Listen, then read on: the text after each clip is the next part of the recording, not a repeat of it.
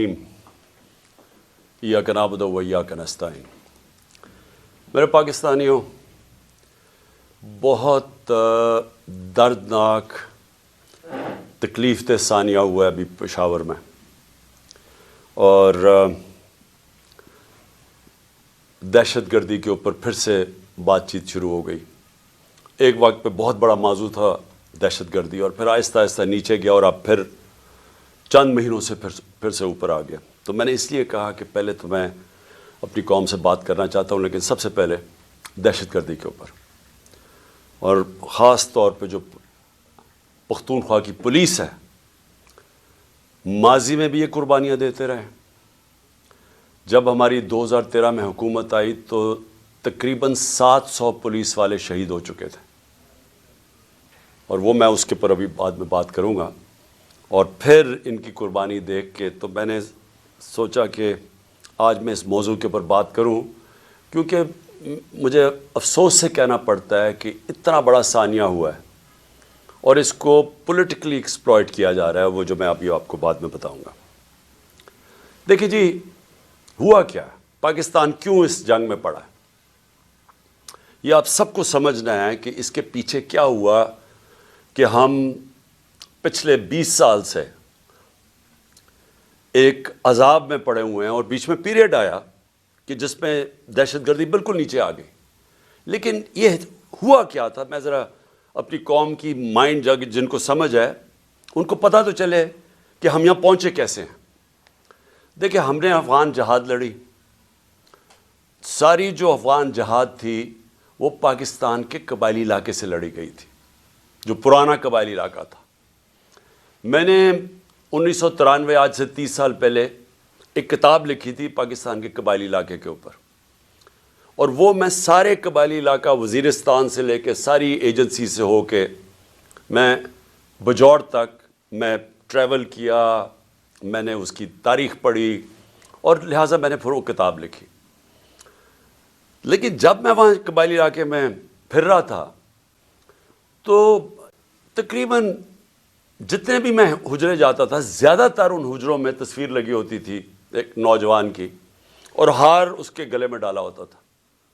تو جب پوچھتے تھے تو وہ بڑے فخر سے کہتے تھے کہ اس نے شہادت لی ہے سوویت یونین ان کی جو فوجوں کے خلاف لڑتے ہوئے افغانستان میں۔ تو یہاں سے مجاہدین بھی جاتے تھے، جو باہر سے ہم نے القاعدہ جیسے گروپس کو بلایا تھا، لیکن یہاں کے لوگوں نے بڑی اس میں شرکت کی، قبائلی علاقے کے لوگوں نے۔ تو جب 2001 کے بعد جنرل مشرف نے فیصلہ کیا کہ ہم امریکہ کی جنگ میں شامل ہوں گے، میں یہ بار بار کہتا ہوں کہ یہ پروپیگنڈا سے کسی کی جنگ کو اپنی جنگ بنایا گیا۔ میں تب سے کہتا گیا ہوں کہ یہ ہماری جنگ نہیں تھی، اور اس کی دو وجوہات تھی۔ ایک، ہم نے پہلے کہا کہ افغانستان میں جو بھی فورن آکوپیشن ہوگی، اس وقت سوویت یونین تھی، ان کے خلاف لڑنا جہاد ہے۔ قوم نے بھی قبول کیا، ہم نے شرکت بھی کی، اور مجھے افسوس سے کہنا پڑتا ہے ہمیں پیسے بھی، ڈالرز بھی آئے اس سے۔ لیکن جب 2001 میں امریکہ اس کے بعد فیصلہ کرتا ہے افغانستان آنے میں، اور اب ہم اپنے لوگوں کو کہہ رہے ہیں، اپنی قوم کو بھی کہہ رہے ہیں، اور وہ لوگ جنہوں نے شرکت کی تھی افغان جہاد میں، وہ گروپس اور پھر وہ قبائلی علاقہ کے اندر جو لوگوں نے جس طرح میں نے آپ کو بتایا شہادتیں ہوئیں اس افغان جہاد میں، اب ان کو کہہ رہے ہیں کہ نہیں جی اب یہ دہشت گردی ہوگی اگر امریکیوں کے خلاف آپ فورن آکوپیشن کے خلاف آپ لڑیں گے۔ اس کا ایک سب کو پتہ تھا کہ اس کا ایک بیک لیش آنا ہے، اس کا رد عمل آنا تھا۔ اور جب میری آپ سٹیٹمنٹس میں 2003 میں نیشنل اسمبلی میں بھی بولا، جب پاکستان نے فیصلہ کیا، جنرل مشرف نے اپنی پہلی دفعہ 1948 کے بعد جب قائد اعظم نے حکم کیا تھا کہ پاکستان کی فوج قبائلی علاقے سے واپس لے آؤ، یہ پہلی دفعہ جب مشرف نے فوج بھیجی وہاں 2003 میں، تو میں نے اسمبلی میں تقریر کی اور کہا کہ اگر آپ تاریخ پڑھ لیں قبائلی علاقے کی، اب کبھی یہ حماقت نہ کرتے، کیونکہ ہماری وہ فورس تھی وہاں، ہمیں کوئی فوج بھی نہیں رکھنے کی ضرورت تھی، وہاں پرامن علاقہ تھا، پاکستان سے بہت زیادہ قبائلی علاقہ پرامن تھا۔ جب فوج بھیجی وہاں سے ہمارے مسئلے شروع ہوئے، وہ لوگ ان میں سے جن لوگوں نے شرکت کی تھی جو سمجھتے تھے کہ یہ امریکہ نے بڑا غلط کیا ہے افغانستان میں آ کے، وہ لوگ ادھر بہت بڑی ایک غصہ آیا. ان کو تو نہیں آپ کنونس کر سکتے کہ اب یہ جہاد نہیں دہشت گردی ہے. 2002 کا الیکشن ہوتا ہے، اور اگر کسی کو شک تھا کہ یہ سارا جو پشتون علاقہ ہے یہ بڑا ناراض تھا کہ امریکہ جب افغانستان گیا، تو سارے 2002 کے اندر پشتون علاقے نے ایم ایم اے کو ووٹ دی، کیونکہ ایم ایم اے واحد پارٹی تھی جو کہہ رہی تھی کہ بہت برا ہوا. دوسرا خیر میں تھا، میری تو پارٹی چھوٹی سی تھی. ہم کہتے رہے اور یہ ایم ایم اے بھی کہتے رہے کہ یہ بڑا غلط کیا امریکہ نے، کیونکہ افغانستان کے لوگوں کو کلیکٹو پنشمنٹ دینے کی کیا ضرورت تھی. القاعدہ ایک گروپ تھا، لیکن ایک پورے قوم کو سزا دینا تو ایک بڑا ایک اس کے خلاف پاکستان کے اندر بھی بڑا عوام نے یہ پسند نہیں کیا، اور کافی غصہ تھا لوگوں میں، خاص طور پہ پشتون بیلٹ میں، کیونکہ وہ انہوں نے کنیکشن جو پشتون اس طرف ہے اور اس کا دوسری طرف قبائلی علاقے کا تو بارڈر ہی کوئی نہیں ہوتا تھا. ڈیورن لینڈ تو تھی کچھ نہیں، تو وہاں سے تو آمد و رفت رہتی تھی دونوں طرف. تو اس کا ایک ریاکشن آیا، اور ریاکشن عوام نے پشتونوں نے بتا دیا 2002 میں کہ وہ اس جنگ کے خلاف ہے. انہوں نے ایم ایم اے کو ووٹ دی، کیونکہ دونوں پارٹیز تو ڈرتی ہیں، بات ہی نہیں کرتی تھی امریکہ کے خلاف. یہ تو امریکہ کو اپنا وہ آقا مانتی ہیں، تو یہ تو بولی نہیں. تو جو بول رہی تھی پارٹی ایم ایم اے، ان کو قوم نے ووٹ دی، سارے پشتونوں نے. تو پتہ چل گیا کہ قوم کدھر کھڑی ہے. اب وہاں سے شروع ہوئی، جیسے جیسے ہم پڑھتے گئے امریکہ کی جنگ میں، وہ پھر وہاں دہشت گردی اس کا ریاکشن آتا گیا. انہوں نے پاکستان کے خلاف جو پھر پہلی دفعہ 2004-05 میں ہم نے ٹی ٹی پی کا نام سنا. یہاں تو کوئی ملیٹنٹ طالبان نہیں تھے. جو جنگ لڑی تھی، جو اس طرف مجاہدین اور طالبان نے انہوں نے لڑی تھی سوویٹس کے اگینسٹ، تو یہاں تو کوئی ملیٹنسی نہیں تھی. تو آہستہ آہستہ پاکستان میں یہ دہشت گردی اور ملیٹنسی بڑھتی گئی. اور مجھے افسوس سے کہنا پڑتا ہے کہ میری طرح کے لوگ جب کہتے تھے کہ یہ بڑا غلط ہو رہا ہے، پاکستان کو نقصان ہو رہا ہے، مجھے طالبان خان کہا گیا. میں جب وہ امریکنوں کی جو افغانستان میں وہ کر رہے تھے، اس کو بار بار میں کہتا گیا کہ کوئی ملٹری سلوشن نہیں ہے، کیونکہ افغانستان کی اگر آپ تاریخ آپ پڑھ لیں تو آپ کو پتہ چلے گا کہ وہ کسی باہر والے کو ایکسیپٹ کرتے ہی نہیں ہیں. تو ادھر بھی کہتے گئے، تو وہاں اینٹی امریکن کا اور ہر قسم کی باتیں کی گئی. لیکن جو لوگ اس علاقے کو جانتے تھے، سب کو پتہ تھا کہ یہاں جتنا آپ ادھر پڑھیں گے، ادھر مشکلات ملک کے لیے بڑھتی جائیں گی. اب میں آتا ہوں کہ یہ پھر فاسٹ فارورڈ کر لیں. اچھا، اس سے پہلے میں کہوں گا ڈرون اٹیکس ہونے شروع ہو گئے، اور یہ 2006 سے ڈرون اٹیک 4 سے 5 سے آہستہ آہستہ بڑھتے گئے. ڈرون اٹیکس کیا ہوتا تھا کہ وہاں جا کے اٹیک کرتے تھے قبائلی علاقے میں، وہاں زیادہ تر بے قصور لوگ مارے جاتے تھے. وہ کیا بدلہ کس سے لیتے تھے؟ وہ آ کے پاکستان کی سیکورٹی فورسز، پولیس کے خلاف بدلہ لیتے تھے. تو اس لیے میں نے ایک بہت واحد پولیٹیکل پارٹی جس نے ڈرونز کے خلاف دھرنا کیا، ہم نے پوری کیمپین کی، وزیرستان مارچ کی دھرنوں کے خلاف، یہ ڈرون اٹیکس کے خلاف. باقی یہ پارٹیز چپ کر کے بیٹھی ہوئی تھیں اور ڈرتے تھے. آپ کو پتہ ہے ان کے تو پیسے باہر پڑے ہوئے ہیں، تو وہ تو ڈرتے ہیں بولتے ہوئے. جب آپ کی دولت وہاں باہر پڑی ہو تو خوف آتا ہے ان سے. اس کے بعد کیا ہوا؟ ہماری گورنمنٹ آ گئی، پختونخوا میں گورنمنٹ آئی 2013 میں. ہماری پولیس بری طرح ان کی کیجولٹیز ہوئی تھی، وہ ڈیمورلائز تھی. ہم نے پولیس کے اوپر پوری ریفارمز کی گئیں. آئی جی درانی صاحب کو ہم نے یہاں سے لے کے گئے مرحوم، وہ آئے وہاں. ہم نے پولیس کو ریفارم کیا، پولیس کمانڈوز کی ٹریننگ کروائی، پہلی دفعہ پولیس کمانڈوز کو ڈیولپ کیا. اور ادھر سے پھر فائٹ بیک ہوئی، اور پختونخوا کی جو پولیس تھی وہ پھر کھڑی ہوئی اپنے پیر پہ. اور اتنی قربانیوں کے باوجود انہوں نے ان کے اینڈ میں دیکھیں کہ ساری قوم کھڑی ہوگی پختونخوا کی پولیس کے ساتھ، کیونکہ انہوں نے پھر قربانیاں دی اور روکا دہشت گردوں کو.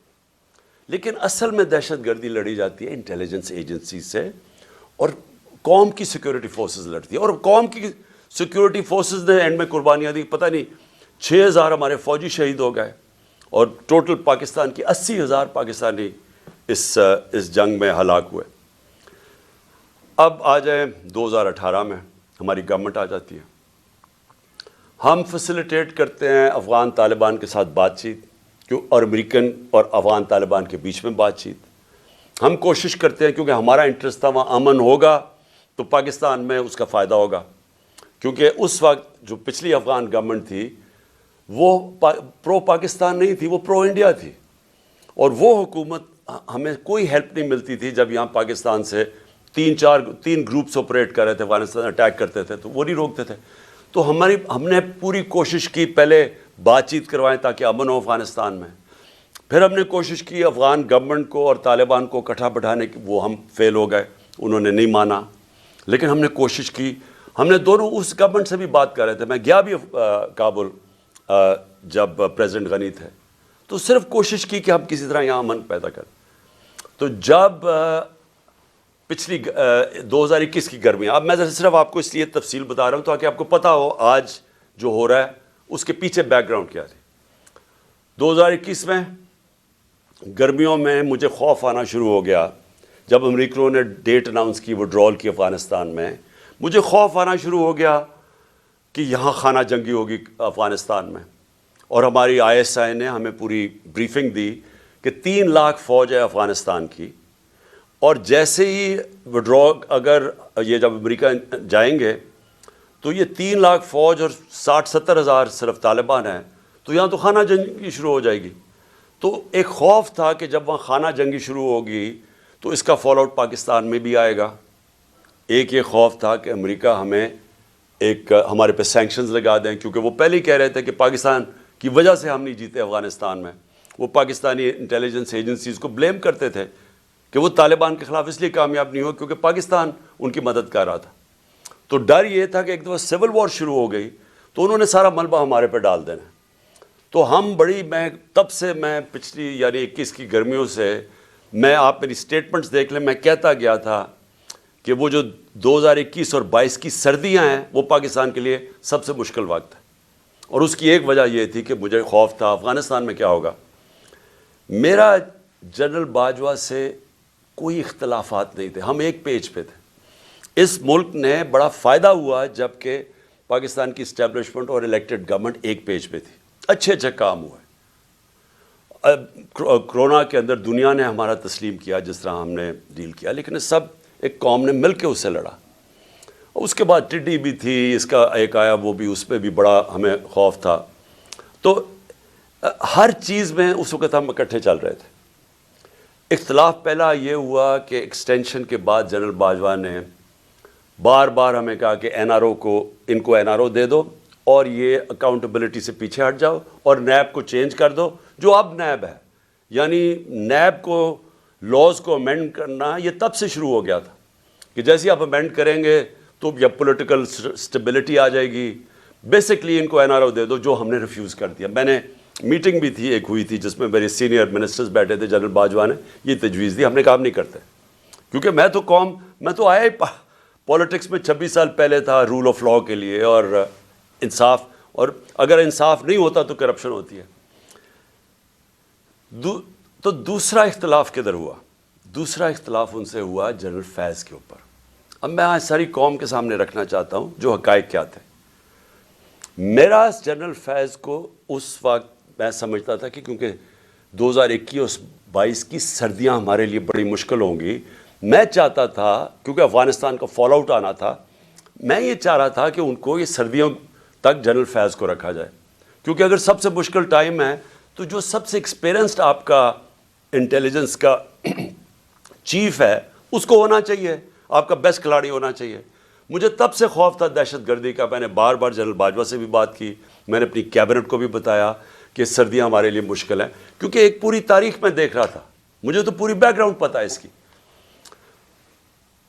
اللہ نے کرم کرنا تھا ایک طرح ہمارے اوپر بھی اور افغانستان کے لوگوں کے اوپر کہ وہ جو امریکن جو ٹرین کیا ہوا تھا افغان فوج, اس نے ہتھیار ڈال دیے. پریزیڈنٹ غنی ملک سے چلا گیا افغانستان سے, ایک دم طالبان کی گورنمنٹ آ گئی, کوئی خانہ جنگی سے یہ سارا خطہ بچ گیا. اس نے آپ کو اندازہ نہیں کہ پاکستان کے اوپر کتنا فائدہ ہوا اس کا. اگر خدا نخواستہ خانہ جنگی شروع ہو جاتی ہمیں سب سے بڑا نقصان ہونا تھا. اللہ نے کرم کیا، افغانستان کے لوگوں پہ ہمیں بھی بچا لیا۔ اب اس کے بعد کیا ہوا؟ پاکستان، کیونکہ ہم نے دوحہ کے ڈائلاگز جو امریکن اور طالبان کے تھے ہم نے سب سے زیادہ اس میں پروموٹ کیا، اس کے اندر ہمارا سب سے بڑا کام تھا۔ تو ایک جو گورنمنٹ سب سے پہلے جس کے سب سے اچھے تعلقات تھے افغانستان میں وہ پاکستان تھا، اور جو دنیا نے ایکنالج کیا کہ جو ایویکویشن ہوئی افغانستان میں اس میں پاکستان نے سب سے بڑا رول پلے کیا، کیونکہ ہمارے تعلقات اچھے تھے۔ اور پھر شاہ محمود قریشی کو میں نے وہاں بھیجا، انہوں نے ان سے میٹنگز کی۔ ہماری کوشش یہ تھی کہ 2500 کلومیٹر کا ہمارا بارڈر ہے افغانستان کے ساتھ، ہمارے تعلقات اچھے ہوں گے تو یہ جو 3 قسم کے دہشت گرد پاکستان میں آپریٹ کر رہے تھے، BLA، TTP اور پھر ISIL، تو ہماری کوشش یہ تھی کہ ہم ان کے ساتھ اگر وہاں سٹیبل گورنمنٹ آ جائے تو پاکستان بچ جاتا ہے دہشت گردی سے۔ OIC کی منسٹرز کی میٹنگ کروائی غالباً دسمبر میرے خیال میں 2021 میں، افغانستان کو ٹاپک رکھا، دنیا کو بتایا کہ افغانستان کی سٹیبلٹی ضروری ہے، جس پہ ایک ہم نے اپنی وجہ بتائی کہ پاکستان میں دہشت گردی کنٹرول کرنے کے لیے سٹیبل افغانستان ضروری ہے۔ کانفرنس کروائی۔ اس کے بعد کیا ہوا کہ اس کے بعد بدقسمتی سے رجیم چینج آ گئی اور ہماری گورنمنٹ کو ہٹایا گیا۔ جب ہماری گورنمنٹ کو ہٹایا گیا تو اس سے پہلے ہماری میٹنگ ہوئی، میں نے جنرل باجوہ اور ISI چیف تھے، اب مجھے یہ نہیں یاد کہ اس وقت جنرل فیض آ گئے تھے یا یہ جنرل ندیم تھے، لیکن جنرل باجوہ تھے اور میں نے اور ہم نے بیٹھ کے گفتگو کی کہ اب جب اپنی افغانستان میں ایک پرو پاکستان گورنمنٹ ہے، یعنی اینٹی نہیں ہے، کیونکہ غنی ایڈمنسٹریشن تو پاکستان کے خلاف تھی، جب وہ آ گئی ہے تو ہمیں کوشش کرنا چاہیے۔ اب جب طالبان انہوں نے بھی کہہ دیا کہ اب ہم ان کو واپس بھیجنے لگے ہیں، اب 30 سے 40 ہزار طالبان فائٹرز اور ان کی فیملی افغانستان میں تھی۔ تو ہماری میٹنگ ہوئی اور ہم نے سوچا کہ اب ان کو کیا کرنا ہے۔ وہ کہہ رہے ہیں کہ پاکستان آئے اب یہ واپس، اور وہ بیچ میں بھی پڑھنے لگے تھے کہ ہم کسی طرح بات چیت میں بھی وہ فیسیلیٹیٹ کریں۔ اب ڈسکشن یہ ہوئی، کیونکہ یہ جو سیکیورٹی ایشوز ہے وہ تو ہم بات کرتے تھے جنرل باجوہ اور ISI سے۔ جب ہماری بات ہوئی تو دو ہمارے، خاص طور پہ 2 کی میں بات کر رہا ہوں، 3 جو ایک اور ہمارے بیوروکریٹ تھے جن کو قبائلی علاقے کا اندازہ تھا، جو سرو کر چکے تھے، اور ہمارے نور الحق قادری صاحب جو خیبر ایجنسی سے تھے، اور مراد جس نے ساری جو سوات کے اندر پورا آپریشن ہوا تھا طالبان، تو انہوں نے بیٹھ کے بڑا خدشہ بتایا کہ دیکھیں جب وہ آئیں گے تو ان کی سیٹلمنٹ کیسے ہوگی، کیونکہ بڑا مشکل ہوگا، لوگوں کی دشمنیاں ہیں، قتل کیے ہوئے ہیں آپس میں، اور انہوں نے طالبان نے، تو وہ بڑی تشویش تھی۔ تو یہ فیصلہ کیا گیا کہ ہمارے جو قبائلی علاقے کے MNAs اور وہ بیٹھ کے ہماری سیکیورٹی فورسز فیصلہ کریں گی کہ ان کو ریہیبلیٹیٹ کیسے کرنا ہے۔ یہ بھی سوچا کہ ان کے لیے پیسے خرچ کریں گے، کیونکہ 2 ہی ہے نا، یا ہم ان کو مار دیں ساروں کو کھڑا کر کے، اور یا پھر ان کو سیٹل کریں اور ان سے کوئی اگریمنٹ کریں، اس کے علاوہ تو تیسرا کچھ نہیں تھا۔ تو ہم نے ان سے یہ بات ہوئی، اور وہ بدقسمتی سے بات آگے بڑھی نہیں، کیونکہ اور چیزیں آ گئیں، اور آپ سب جانتے ہیں رجیم چینج کے اندر اور چیزیں آ گئیں۔ اس کے بعد ہماری گورنمنٹ چلی گئی۔ 2022 کی جون کے اندر ملاکنڈ کے اندر مسئلہ آ گیا، سوات کے اندر ایک دم طالبان کی وہاں کوئی آیا اور وہ عوام کھڑی ہو گئی، ان کو بڑا کہ پھر سے وہی حال ہونے لگا جو کہ پہلے تھا، جدھر سوات کے لوگوں نے بڑی مشکل وقت گزارا۔ تو تب تشویش ہوئی، اور میں نے جون کے اندر پھر میٹنگ کی اپنے پختونخوا کے MNAs اور MPs کے ساتھ، KP ہاؤس کے اندر اسلام آباد میں میٹنگ کی، اور ان کو سب خدشہ تھا کہ یہ ایک نیا فینومینا پھر آ رہا ہے، یہ جو طالبان آ رہے ہیں وہاں سوات کے اندر جو ہو رہا ہے، اور پھر لیٹرز لوگوں کو آنے شروع ہو گیا کہ پیسے کے، اور پھر ہمارا ایک MP تھا اس کو گولیاں لگیں وہاں دیر کے اندر۔ تو سب سے میٹنگ ہوئی اور ان کو خوف تھا کہ یہ ہو کیا رہا ہے، اور پھر ہم نے، کیونکہ ہماری گورنمنٹ تھی KP میں، ہم نے انہیں کہا کہ آپ بات کریں وہاں کے کور کمانڈر سے اور کوئی اگریمنٹ کریں کہ یہ کیا ہو رہا ہے، یہ فینومینا کیا ہے، کیونکہ سمجھ نہیں آ رہی تھی۔ لیکن اس گورنمنٹ نے کوئی ان کو سمجھ نہیں تھی کرنا کیا ہے، نہ ہی ان کی کوئی توجہ تھی وہاں۔ انہوں نے جب جون میں وہاں سے خدشہ ہوا کہ یہ ہو رہا ہے، یہ کیا فنومنا ہے، کیونکہ بارڈر تو گورنمنٹ کے ہاتھ میں نہیں ہے پختونخوا کے، تو ان کے اندر کوئی کسی کو نہ سمجھ تھی، نہ کسی کا انٹرسٹ تھا. عجیب عجیب سی ان کی مزاحیہ سٹیٹمنٹس آئیں اور وہ ایشو وہیں کا وہیں رہ گیا.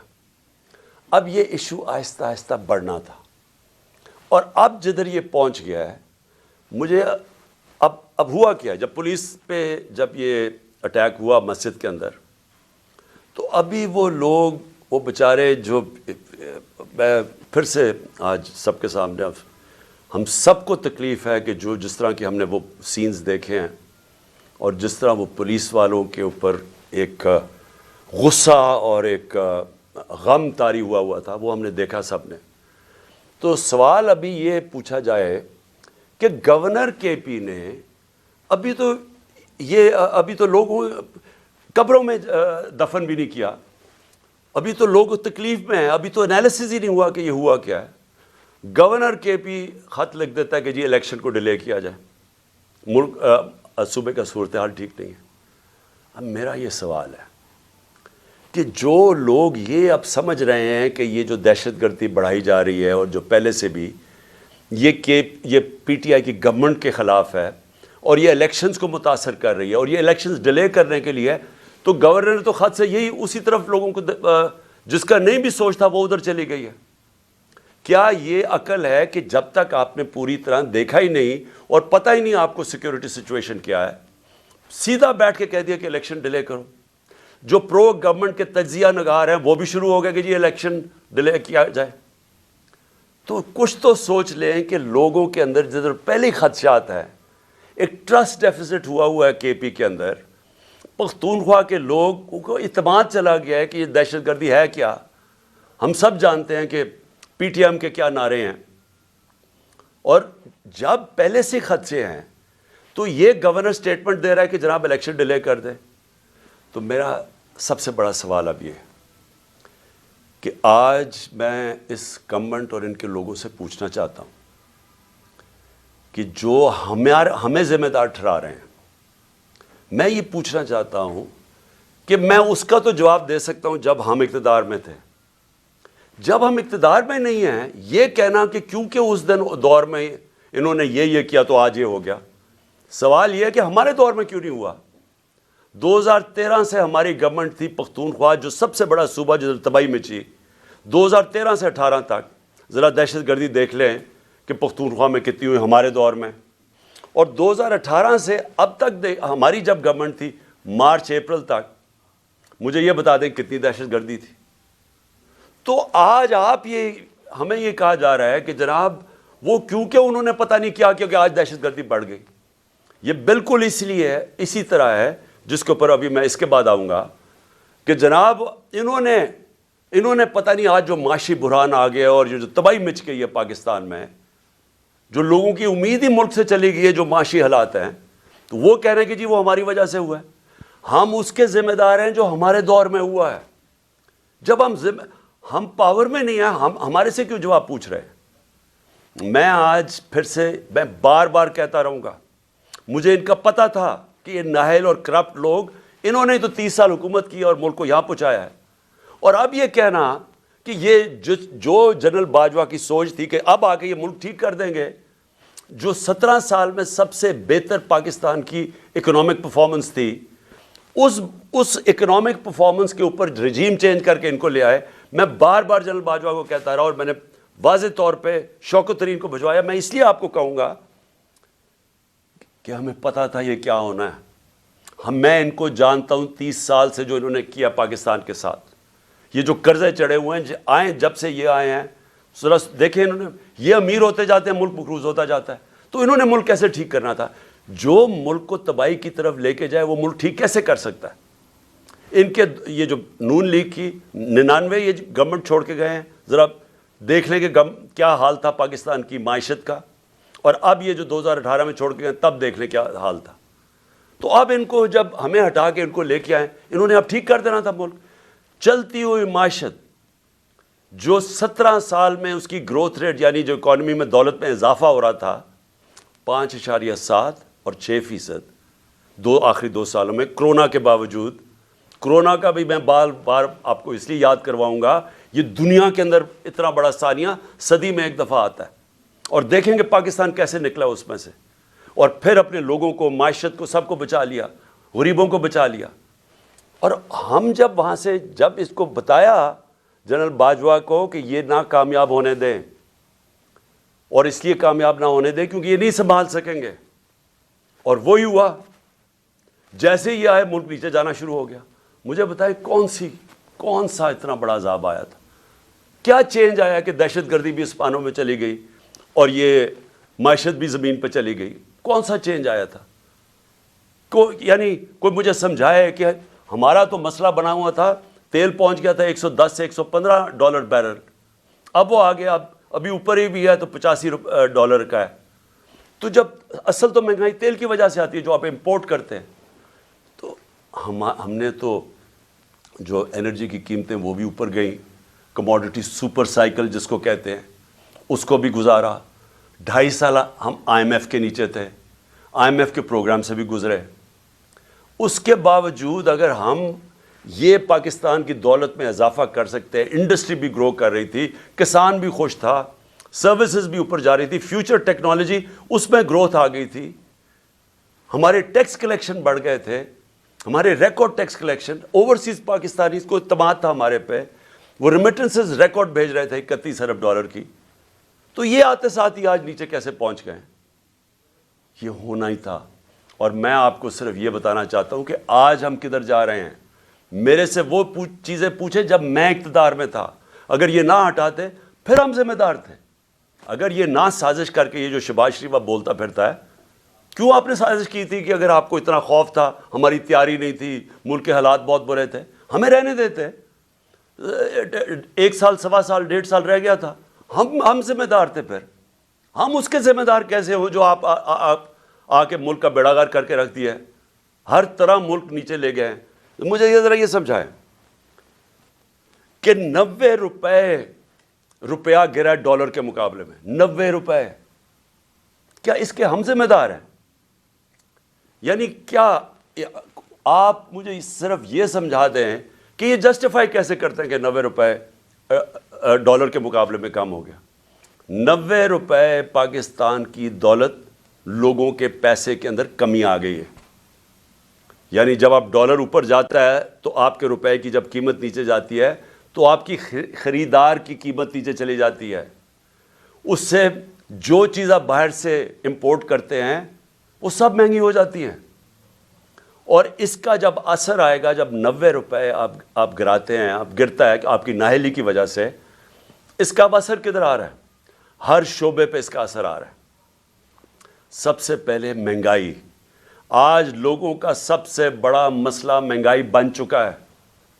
لوگ، تنخواہ دار لوگ آج سوچتے ہیں کہ ان کی تنخواہ میں کیسے گزارا ہوگا، اور ابھی پوری مہنگائی آئی نہیں ہے۔ ابھی تو اثر، یہ جو آخری 35 روپے گرے ہیں، ابھی اس کا اثر نہیں آیا۔ ابھی تو جو پٹرول اور تیل کی قیمتیں بڑھی ہیں، جو انہوں نے پٹرول اور ڈیزل بڑھایا ہے 35 روپے لیٹر، ابھی یہ اور بڑھنا ہے، کیونکہ جو روپیہ گرا ہے اس کا ابھی آپ کو اثر آئے گا، کیونکہ جو باہر سے چیزیں مہنگی ہوں گی۔ اور یہ کیسے مجھے بتا سکتے ہیں کہ 16 ارب ڈالر کے ریزروز چھوڑ کے گئے تھے، آج 3 ارب ڈالر کے تقریباً رہ گئے؟ تو کیا اس کی 9 مہینے میں یہ ہوا ہے؟ تو پھر سے میں کہتا ہوں، کون سی قیامت آئی تھی کہ ملک کو یہاں پہنچا دیا؟ اور میں عوام کو بتانا چاہتا ہوں کہ ابھی جو مہنگائی ہے ہمارے دور میں، جو کہ عوام کو، لوگوں کو افیکٹ کرتی ہے، اسے کہتے ہیں سینسٹیو پرائس انڈیکس۔ کھانے پینے کی چیزیں جو گھروں میں، آپ کی کچن میں، آپ کو جو عام لوگ، جو سفید پوش، جو تنخواہ دار، جس کو لوور مڈل کلاس کہتے ہیں، جو مزدور ہیں، ان کو سب سے زیادہ افیکٹ کرتی ہے، جس کو کہتے ہیں SPI، سینسٹیو پرائس انڈیکس۔ ہمارے دور میں 16% تھی، آج وہ پہنچ گئی ہے تقریباً 40%، اور یہاں رکنے نہیں لگی، کیونکہ ابھی اس کا پورا اثر آیا نہیں ہے جو روپیہ ہمارا اتنی تیزی سے گرا ہے۔ اس کا مطلب چیزیں جب اور مہنگی ہوتی جائیں گی، یہ لوگوں کے لیے اور महंगाई बढ़ती जाएगी। उसके बाद ये सिर्फ ये तेल और डीजल नहीं बढ़ा, और इसका भी असर आएगा। गैस बढ़ने वाली है, बिजली बढ़ने वाली है। बिजली ये दुगनी कर चुके हैं, हमारे जाने के बाद दुगनी, उससे ज़्यादा बढ़ने वाली है। और जो हमारे कर्जे हैं, 9 महीने में हमारे कर्जे कितने बढ़े हैं? 10,000 अरब रुपया, 10 ट्रिलियन रुपए हमारे कर्जे बढ़ चुके हैं जब से ये आए। और इन्होंने क्या किया? एक कारनामा किया, अपने सारे करप्शन के केसेस ख़त्म कर दिए। अवाम का इन्होंने जो हाल किया वो आप सबके सामने है। अवाम को धकेल दिया उधर जिधर 8 लाख हमारे प्रोफेशनल्स मुल्क छोड़ के चले गए हैं, उम्मीद खो बैठे हैं। अवाम उधर पिसी हुई है और इन्होंने 1100 अरब रुपए के अपने करप्शन केस ख़त्म किए। इनको ना फिक्र थी दहशतगर्दी की, ना इन्होंने उसके ऊपर टाइम लगाया। मायशत की इनको समझ नहीं थी, और ये जो इनकी नाहली थी वो सामने आ गई है। और अपना सिर्फ जो कामयाबी से जिस काम के लिए आए थे, अपने सारे करप्शन के केस ख़त्म कर दिए, जिसको हम NRO 2 कहते हैं।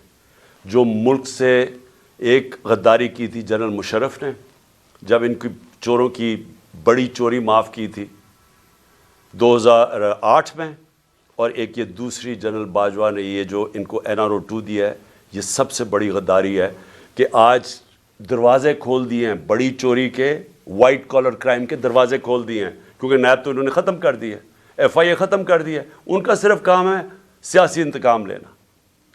और मैं जो तीसरी आज चीज़ बात करना चाहता हूँ, 3 चीज़ों पे मैंने आज बात करनी थी। पहले दहशतगर्दी पे कि वो हमें ज़िम्मेदार ठहरा रहे हैं, और दूसरा ये मायशत पे, वो नीचे गए, वो हमें ज़िम्मेदार ठहरा रहे हैं। नहीं इतनी साजिश करनी थी, अगर नहीं कैपेबिलिटी थी तो ना करते।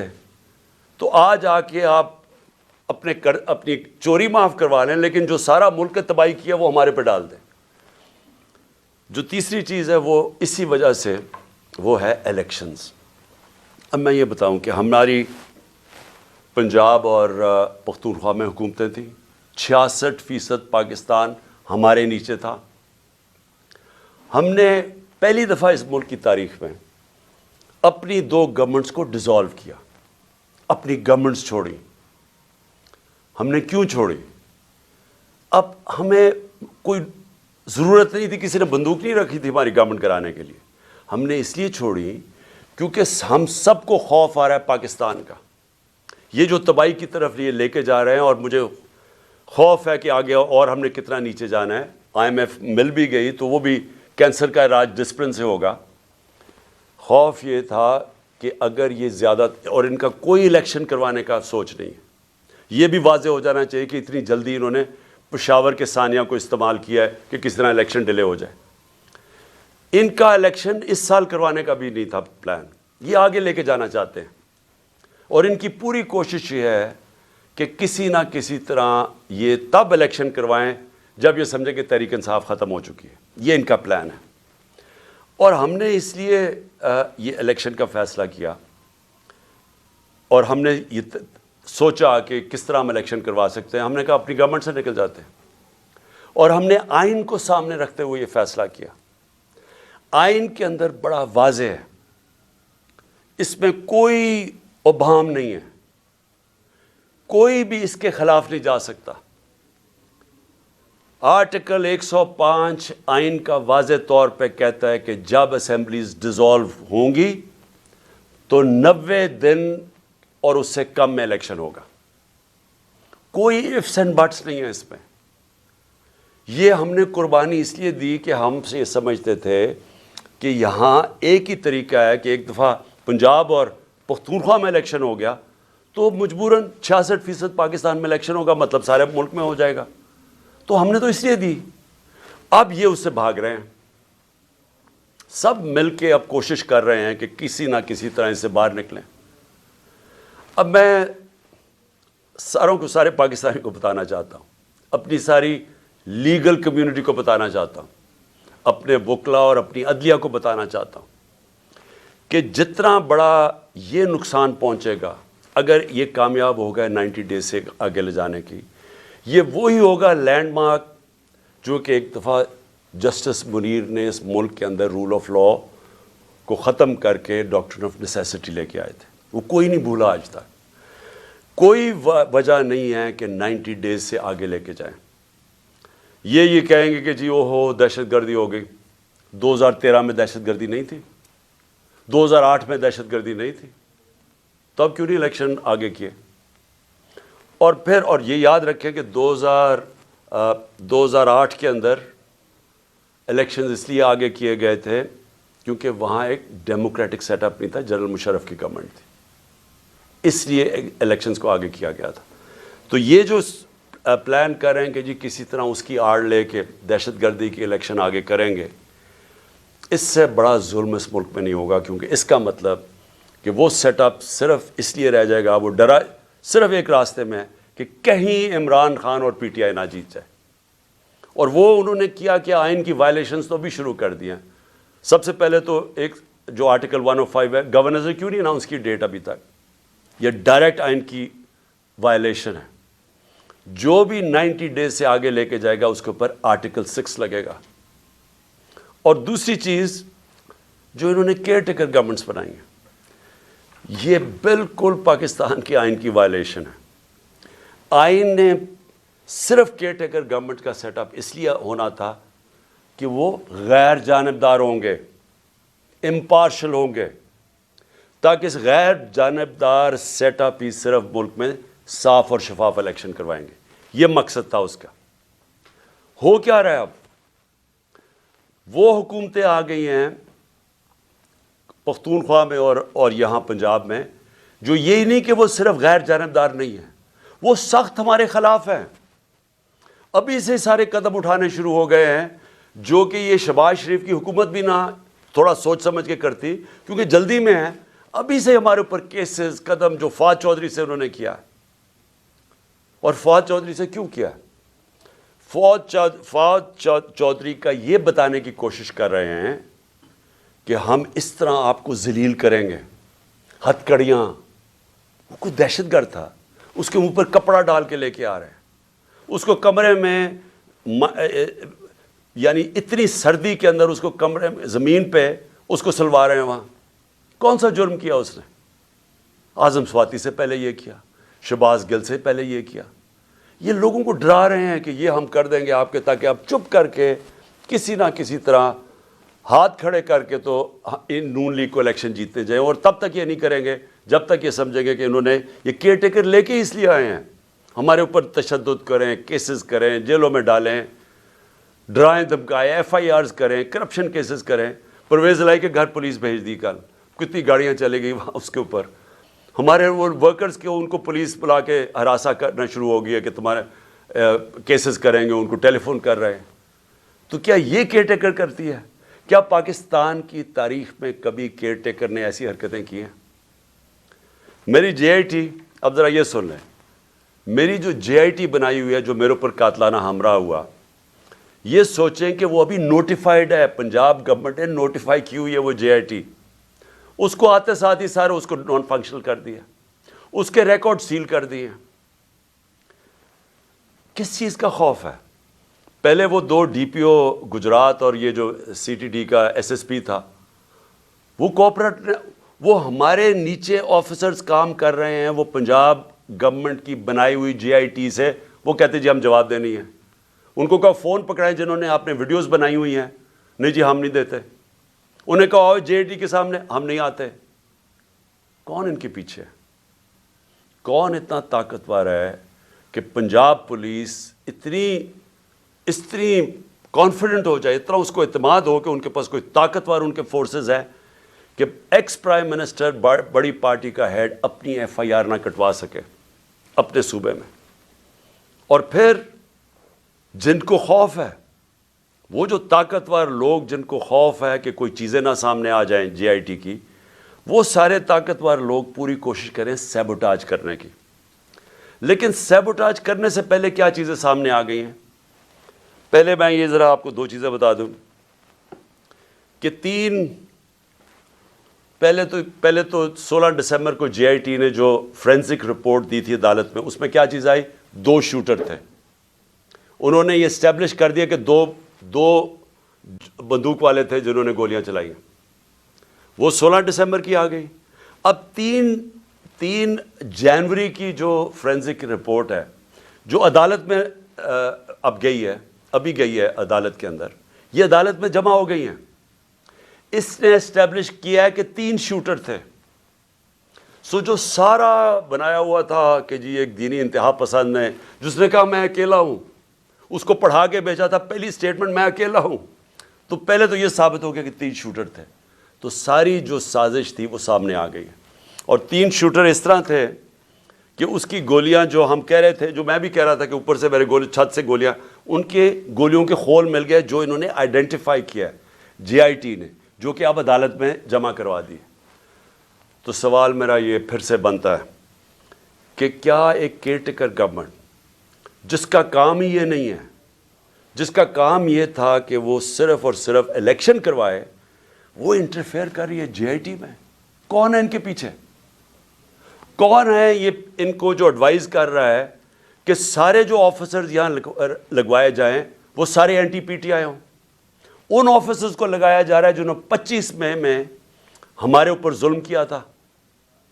ہم نے 22 صرف ساری پنجاب کی فورس سے ہم نے 22 لوگوں کے نام دیے تھے کہ ان کو آپ کو نہیں لگانا چاہیے، یہ سخت ہمارے تحریک انصاف کے خلاف ہے، انہوں نے ہمارے اگینسٹ ایکشن لیا تھا. ان میں سے 13 کو لگا چکے ہیں، 22 میں سے 13 لگ گئے اور باقی لگنے والے ہیں. کون سی کیئر ٹیکر گورنمنٹ نے پاکستان کی تاریخ میں یہ کیا ہے؟ اور میں ایک اور بھی بات کرنا چاہتا ہوں، کیونکہ یہ میرے اوپر جو قاتلانہ حملہ ہوا تھا ایک قیامت کی نشانی آ گئی ہے. آصف زرداری نے میرے اوپر ہرجانہ کر دیا، ڈیفیمیشن کر دی ہے. ڈیفیمیشن کا کیا مطلب ہوتا ہے؟ کہ میری ریپوٹیشن کو نقصان پہنچایا گیا ہے، اس لیے میں عدالت میں جا رہا ہوں. آصف زرداری صاحب، سب سے پہلے جب یہ عدالت میں کیس جائے گا، میں تو بڑا شکر کر رہا ہوں کہ آپ عدالت میں آئیں گے. سب سے پہلے وہ آپ سے پوچھیں گے کیا آپ کی کوئی ریپوٹیشن ہے جو خراب ہوئی ہے، اس کو نقصان پہنچ سکتا ہے. ساری دنیا میں مضمون آپ کو دکھائیں گے پہلے کہ مسٹر 10% آپ کا نام رکھا گیا تھا، کہ ہر چیز کے اوپر پیسے بناتے تھے. سندھ کے لوگوں سے پوچھیں کہ کیا ظلم کا نظام آپ نے وہاں رکھا ہوا ہے. قرآن پہ ہاتھ رکھ کے بتائیں کہ آپ نے اب تک کتنے لوگ مروا چکے ہیں. وہ جج کا جو نام آپ کے اوپر آتا ہے، بتائیں نا لوگوں کو کہ آپ نے کیا کیا کیا اپنی ماضی میں، کس طرح کی دہشت پھیلائی ہوئی آپ نے سندھ کے اندر. میں تو شکر کر رہا ہوں کہ میرے اوپر ہرجانہ کریں آپ. اور پھر کیا یہ جب میں کہہ رہا تھا کہ میرے اوپر حملہ ہونے والا ہے، یہ جو جے آئی ٹی کی رپورٹ کے سامنے کہ ایک دینی انتہا پسند کے نام پہ مجھے قتل کریں گے، تو کیا کسی نے رائٹنگ میں دیا تھا کانٹریکٹ؟ مجھے پتہ چل ہی گیا تھا نا کہیں سے. تو میں اس لیے بول رہا تھا تب، اور جلسوں میں کہہ رہا تھا کہ کرنے والے ہیں. اس سے پہلے بھی ایک پلان بنایا ہوا تھا، یہ پلان بھی بنا تھا. تو کوئی مجھے رائٹنگ میں تو کسی نے نہیں کہا تھا کہ آپ ثبوت دیں. جی مجھے انفارمیشن ملی تھی تو میں نے کہا تھا، اور وہ ساری انفارمیشن ثابت ہو رہی ہے. یہ جو جے آئی ٹی میں کور اپ کرنے کی کوشش ہو رہی ہے، یہ طاقتور لوگ اپنے آپ کو بچا رہے ہیں، اس لیے وہ خوف زدہ ہیں کہ کہیں سچ نہ سامنے آ جائے. اور یہ جو آصف زرداری آپ نے جو گیم کی ہے، یہ ایک سپلنٹر گروپ ہے دہشت گردوں کا. اور میری انفارمیشن اتنی سالڈ ہے، وہ اتنی سالڈ ہے کہ وہ اس میں جو مجھے ڈیٹیلز پتہ ہے کہ کون سے وہ ایجنسیز کے آفیسرز اس کے ساتھ آپ کے ساتھ ملے ہوئے ہیں جنہوں نے پلان کیا ہے. پہلے تھا ایک قتل کا پلان ہے، اس کو میں نے جب 4 نام میں نے ٹیپ پہ ریکارڈ کر کے ملک سے باہر پہنچا دیے، مجھے کچھ ہوگا وہ نام آ جائیں گے. پھر پلان بی بنا جس میں 3 لوگ ملوث تھے، اس کا میں نے سیدھی طرح، اور اس کی ایف آئی آر، اس کی کیونکہ ایف آئی آر نہیں ہوئی، اسی سے ثابت ہوتا ہے کہ وہ 3 ملوث تھے.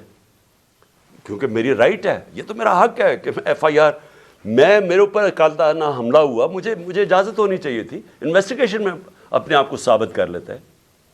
اور یہ جو تیسرا ہے، یہ جو پلان انہوں نے کیا ہوا ہے، اب یہ دہشت گردی کے نام پہ ہوگا کہ پہلے تو دینی انتہا پسند نا سلمان تسیر ٹائپ مرڈر، اب یہ ہوگا کہ جی دہشت گردی ملک میں آ گئی ہے تو جی دہشت گرد کا خود کش حملہ ہو گیا اور عمران خان کو مار دیا۔ میں یہ اس لیے ساری قوم کے سامنے لے کے آ رہا ہوں کہ آصف زرداری، آپ نے جو اربوں روپیہ اس ملک کا چوری کر کے باہر رکھا ہوا ہے، یہ قوم آپ کو معاف نہیں کرے گی۔ اس لیے میں نے کیا ہے کہ آپ پیسہ نہ انجوائے کریں، بعد میں یہ سمجھیں حملہ کروا کے کروا دیں۔ اور وہ جو آفیسرز بھی ہیں ان کا بھی مجھے پتہ ہے کون ملوث ہے ان کے اندر، اور اس لیے میں پہلے سے لوگوں کو آگاہ کر رہا ہوں، اور میں بڑا شکر کر رہا ہوں کہ اس آدمی کو میرے ساتھ عدالت میں کھڑا کرو۔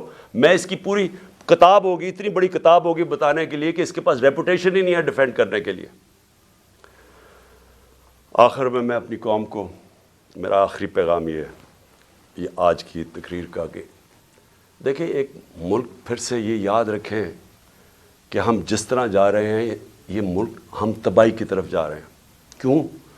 کیونکہ ہمارا ایک بہت بڑا، جب پاکستان بنا تھا اس کے پیچھے ایک بڑا فلسفہ تھا، اس کے پیچھے قربانیاں تھیں، اس کے پیچھے ایک بڑی خواب تھی۔ اس ملک کو بنانے کے لیے ساری دنیا، مسلمان دنیا میں خوشیاں ہوئی تھیں۔ مجھے البینیا کا پرائم منسٹر ملا ایک دفعہ، اس نے کہا کہ ہم قائد اعظم کی تقریریں سنا کرتے تھے، اب وہ فوت ہو گئے، ہم ریڈیو پہ سنا کرتے تھے، اور نیلسن منڈیلا نے کہا کہ وہ قائد اعظم کی تقریریں سنتے تھے کیونکہ وہ سارے آزادی کی جنگ میں ملوث تھے۔ اور اس نے کہا کہ مٹھائیاں بانٹی گئیں البینیا کے اندر جب پاکستان بنا۔ یہ ساری مسلمان دنیا میں ایک ہوپ آئی کہ ایک ایسا ملک بنے گا۔ اس وقت سب سے بڑی پاکستان کی آبادی تھی مسلمان ملکوں میں، بدقسمتی سے ناانصافی کی وجہ سے ایسٹ پاکستان علیحدہ ہوا۔ تو اس وقت سارے لوگوں نے امید لگائی ہوئی تھی کہ ایک ایسا ملک آئے گا جو لیڈ کرے گا مسلمان دنیا کو۔ ہم کدھر پہنچ گئے وہاں سے؟ ہمارے پاس یہ چور اوپر بیٹھ کے آ کے، پیسے ان کے باہر پڑے ہیں، ملک کا ان کو کوئی فکر ہی نہیں ہے۔ روپیہ 90 روپیہ ڈالر مہنگا ہو گیا ہے ان کے 9 مہینے میں۔ ان کو کیا فائدہ ہوا؟ ان کو کیا نقصان ہوا؟ فائدہ ہی فائدہ، نقصان زیرو، کیونکہ ان کے ڈالرز میں پیسے پڑے ہوئے ہیں باہر۔ ان کے تو ڈالر اور ان کی ویلیو اوپر چلے گی، انہوں نے تو پیسہ باہر رکھا ہوا ہے، ان کو تو فائدہ ہو گیا۔ نقصان ہماری طرح کے پاکستانیوں کو ہو رہا ہے جن کا جینا مر رہا ہے یہاں ہے۔ ان کے لیے تو عذاب ہو جاتا ہے، جی ECL پہ ڈال دیا، مجھے ڈالیں ECL پہ، مجھے کیوں نہیں فکر کہ اچھا جی ECL پہ ڈالیں گے تو مجھے بڑا کوئی مسئلہ ہو جائے گا۔ ان کو کیوں مسئلہ ہے؟ کیونکہ پیسے گننے ہوتے ہیں، پراپرٹیز باہر دیکھنی ہوتی ہیں، بڑے بڑے ہیرڈ جیسے جگہ پہ شاپنگ کرنی ہوتی ہے، بڑے بڑے باہر ریسٹورنٹس میں جب اتنا بڑا پیسہ آ جائے تو وہ خرچ بھی کرنا ہے نا، وہ پاکستان میں تو نہیں ہو سکتا۔ عذاب ECL پہ ڈال کے، مجھے ڈال دیں ECL پہ۔ جن کا جینا مرنا آج پاکستان میں ہے وہ سارے آج تشویش میں ہیں، غم زدہ ہیں، سب کو خوف آ رہا ہے آگے کدھر ملک جا رہا ہے۔ میں ہر پاکستانی کی بات کر رہا ہوں جو سمجھتا ہے کہ یہ ہماری ماں ہے، ہمارا ملک ہے، وہ سب آج ان سب کو خوف آ رہا ہے کہ جو ڈائریکشن میں پاکستان جا رہا ہے۔ اور میں پھر سے یہ کہتا ہوں کہ ہمیں وقت ہے ابھی بھی، اور ایک راستہ ہے بس، جو مرضی، میں آپ سے نہیں کہہ رہا، میں 8-9 مہینے سے ایک ہی بات کہہ رہا ہوں کہ یہ جو لوگ آئے ہیں اس سے نکلنے کا ایک ہی حل ہے، ایک فری اینڈ فیئر الیکشن کروائے جائیں جلدی سے جلدی، عوام کے مینڈیٹ سے گورنمنٹ آئے۔ جب عوام کی بیکنگ سے گورنمنٹ آئے گی وہ بڑے فیصلے کرے گی، یہ چوہوں کی طرح نہیں، یہ چوروں کی طرح نہیں جو ڈرتے ہیں فیصلے کرتے ہوئے، کیونکہ ان کو ان کا تو مقصد ہی گورنمنٹ میں اور آنے کا، یہ ملک تو ٹھیک نہیں کرنے آئے۔ ان لوگوں کو جن کو پبلک بیک کرے گی، پبلک مینڈیٹ سے آئیں گے، وہ بڑے فیصلے کریں گے۔ جب وہ بڑے فیصلے کریں گے، اس فیصلوں سے یہ ملک نکلے گا اس بحران سے۔ یہ صرف انتظار کر رہے ہیں۔ میں ختم کرتا ہوں، کرکٹ سے ختم کرتا ہوں کیونکہ میری بڑا زندگی کا حصہ تھا کرکٹ۔ یہ میچ ایسا ہے، یہ میچ کھیلنا چاہتے ہیں ان کے اپنے امپائر، اپنے سلیکٹر ہوں، اپنی پچ ہو، اپنا تھرڈ امپائر ہو، قانون یہ بیچ میں میچ کے بدلتے رہے, دیکھ رہے ہیں نا, دوسری ٹیم شاید جیت نہ جائے, قانون بھی بدلتے ہیں, قانون بھی گیم کے یہ بدل رہے ہیں. اور جو مخالف ٹیم ہے اس کے کیپٹن کو یہ جیل میں ڈالنا چاہتے ہیں, اس کی اچھے پلیئرز کو یہ ان کے اوپر مقدمے کر کے ان کو باہر رکھنا چاہتے ہیں ٹیم سے. باقی جو ٹیم ہے ان کو کوئی پولیس ڈنڈے شنڈے مار کے کسی کی ٹانگ توڑ دی, کسی کا ہاتھ توڑ دیا. اوپر سے جب یہ سمجھے گے نا کہ اب یہ ٹیم بالکل ہی اب نکارہ ہو گئی ہے, تو پھر وہ 12th مین جو باہر لنڈن میں بیٹھا ہوا ہے وہ جب سمجھے گا نا, وہ اتنا ڈرپوک آدمی, وہ صرف تب واپس آئے گا جب وہ سمجھے گا اب ٹیم قابل ہو گئی ہے کہ جناب میں اب نیلسن منڈیلا آ کے اب میں جیتوں. ایسے ہونا نہیں لگا, کیونکہ ایک اور امپائر ہے مالک یوم الدین, وہ فیصلہ کر بیٹھا ہے آپ جو مرضی کر لیں, میچ آپ نے ہارنا ہے. پاکستان زندہ باد.